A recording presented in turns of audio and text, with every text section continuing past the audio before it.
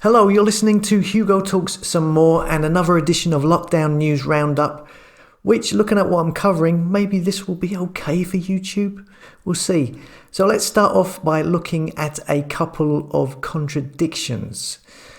But now, first up, just to follow up on the story I did a couple of days ago from Ireland about the guy whose children were taken in the middle of the night. They have now been returned to their mother. Apparently their mother lives in France, and apparently the father didn't want them to go to France because the masks are mandated in schools over there, or something like that. Some kind of custody thing. I don't know the exact details. So that's all I know. It still doesn't really explain why the police came to his house in the middle of the night to take away the children, though. But who's to know, what's really going on in any of these stories? I mean, it's got to a point now that every story that comes my way, I'm unsure of it. There's so much odd stuff going on at the moment. Anyway, so first up, we have this news from the Seychelles. Here it is on Bloomberg. World's most jabbed nation activates curbs as cases rise. And it says Seychelles has 62.2% of the population who have received 2 jabs. No other country has that many who have had the 2 jabs. That's more than Israel. But we must remember the Seychelles has a population of only about 100,000. So it says here Seychelles, which has fully jabbed most of its population than any other country, had this week closed schools and cancelled sporting activities for 2 weeks as infections surge. The measures, which includes bans on the intermingling of households and the early closure of bars, comes even as the country has fully vaccinated more than 60% of its adult population with 2 doses of the vaccines. The curbs are similar to those last imposed at the end of 2020. It says here, one of their politicians says, despite all of the exceptional efforts we are making, the situation in our country is critical right now, with many daily cases reported last week. Peggy Vidot, the nation's health minister, said at the press conference on Tuesday. So it doesn't give specific figures, but it says in the article, just under 2/3 of those are either unvaccinated or have only had 1 dose, and the rest have had 2 doses. So you have what does that mean? That's about 60-40, very nearly half and half. So what does this say? What explanations do the authorities have for this? What do the people who have had both jabs, what have they got to say about this themselves? This is just one of many contradictions that people seem to be ignoring, and questions need to be asked and answered. And I am merely just raising these issues from the details in this report. So no need to get your knickers in a twist, YouTube, if I put it on YouTube. Now, in other news, we've been hearing about, in New Zealand, how the government has been telling frontline workers to get the jab. And if they don't get the jab and they remain in the job, they will get fined or imprisoned, leaving them with the only option to quit, really, if they don't want to get the jab, which is pure up coercion. What else is it? What else can it be? And today I've received this email from someone, and this is what they said. Hello, Hugo. I'm a follower and subscriber of your work. I'm also an ex-cruise ship worker, and I'd love if you could cover the recent emails Royal Caribbean Cruises are sending to all their crew, coercing them to get the vaccine or else they won't be rehired.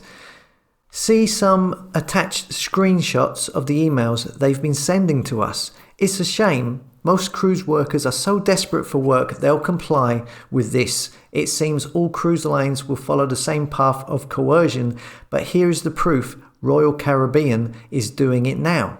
So here we see this acknowledgement of crew vaccine intent, which is something online. They want their future crew members to agree to it online, and they cover themselves on this legally, I believe, by asking future employees to agree to, I acknowledge that declining the jab will not impact my employment with Royal Caribbean Group. However, it may determine how soon I receive an assignment. But then this is another email this person received, which is much, much more to the point.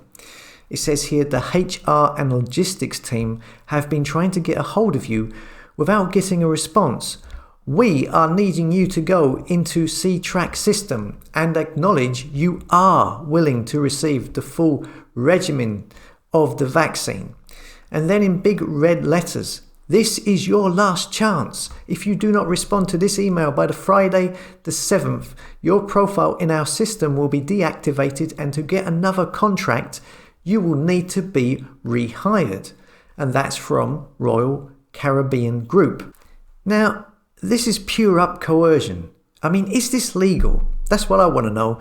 I mean, can they do that?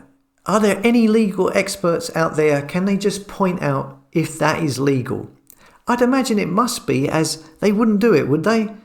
Anyhow, I know what my answer would be to anyone or any job that held any form of ultimatum of medical intervention in order to get that job. I know exactly what I would say to them, and that would be to go stuff your job. It doesn't matter what the situation. When people hold ultimatums over you to get you to do something which you have no interest in doing, it's always a situation where you should walk away from. You know, I mean, your dignity and your morals are far more valuable and intrinsically important to you as a human being than some silly job on a cruise ship. I mean, what is a cruise good for anyway? What, a bunch of rich, lazy slobs lounging around on a big boat, eating too much, drinking too much, farting, and you're going to facilitate that pointless exercise by working for this massive company? Better off without it, I say. The times, they are a-changing. I feel this whole situation has truly opened up many people's eyes to the world we are living in. It's illuminated the multi-layers of deception and misinformation that are out there, and one good thing that may come out of it is that those with eyes to see will gravitate to the central, most important things in their life, make them focus on what really matters. And a job, working on a cruise ship, serving drinks and food to people who are just lazing around for what? I don't know. I mean, maybe I'm going a bit overboard with this. I mean, everyone needs time to chill and relax. There's nothing wrong with going on holiday. It's just, at this time, I feel something is really changing and there is a divide coming. And you know my opinion. Go out, get growing them vegetables. Do stuff that's going to make you more independent, that makes you more self-sufficient. This system has got to be coming to an end. That's how it seems to me.